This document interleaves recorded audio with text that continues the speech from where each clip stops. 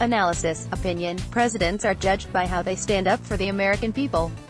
Whether it is protecting U.S.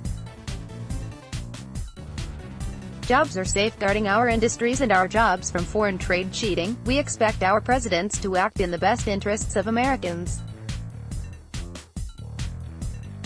That was one of the defining principles of President Reagan's administration, and I was proud to put his agenda into action as his Secretary of Transportation. Today, I see that same vision coming from the Trump administration.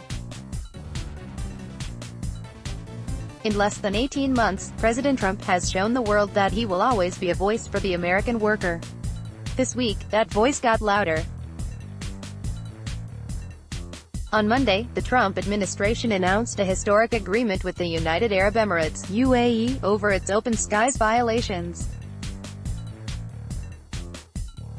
For more than a decade, the UAE subsidized its airlines, Emirates and Etihad Airways, to the tune of more than $25 billion.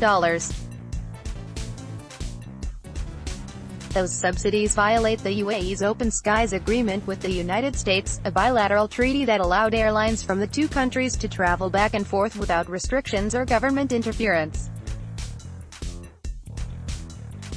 Beyond the blatant trade cheating, the UAE's subsidies put 1.2 million American jobs in jeopardy. These are workers who rely on a strong U.S. airline industry, an industry that for decades has been a symbol of the strength and vibrancy of the American economy.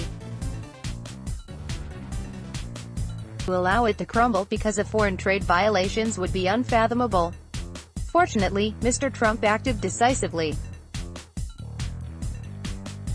His administration's agreement with the UAE requires it to commit to unprecedented transparency measures, from engaging in transactions based on commercial terms to meeting new, tough financial disclosure standards.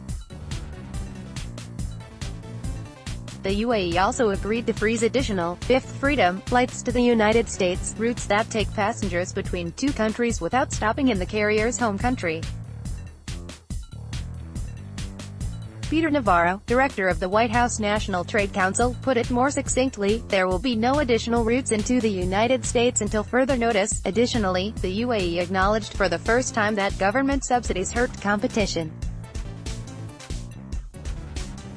After years of denying the dangerous effects of its subsidies, this is without question a historic moment. It comes just a few short months after the Trump administration negotiated a similar agreement with Qatar over its subsidization of Qatar Airways. Collectively, these agreements represent the most significant progress on this issue in over a decade. Throughout this fight, U.S. airlines, unions and the hundreds of thousands of workers they represent have been supported by more than 310 members of Congress, more than a dozen governors and hundreds of local officials and business leaders. They are Republicans and Democrats. They come from every corner of the country, rural and urban areas alike. What they share is a desire to see a strong U.S. airline industry. When that happens, U.S. airline workers can pay off their mortgages, send their children to college and save for retirement. And U.S. travelers get more choices and better options for international travel, which in turn allows U.S. carriers to service small and mid-sized communities around our great country. But the work is far from over. Everyone must remain vigilant, from our elected officials to aviation leaders to the men and women whose jobs were threatened. We can expect the Trump administration to make sure the UAE and Qatar uphold the agreements, and take a dim view of any attempt to shirk their commitments. In announcing this deal, Mr.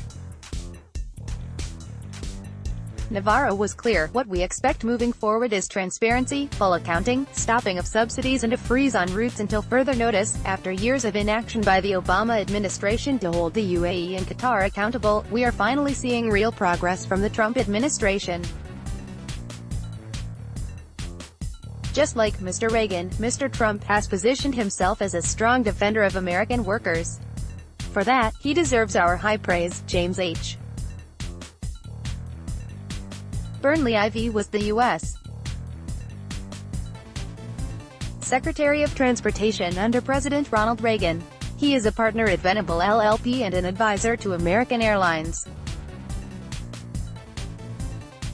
The Washington Times is switching its third-party commenting system from Disqus to Spot.